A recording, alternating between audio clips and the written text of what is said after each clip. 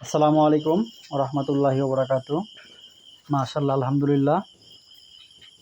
আমার হাতে কৃত্রিম প্রজননকৃত ইজাব এয়ারলাইন্সের শাহিওয়াল একটি বাচ্চা।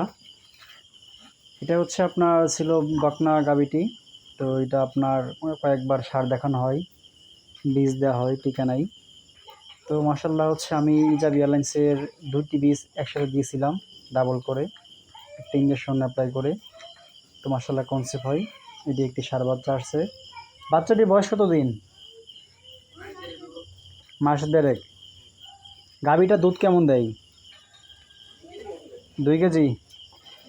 কত রোগ দুধ পানাও? মোট দেয় কতটুকু? হ্যাঁ।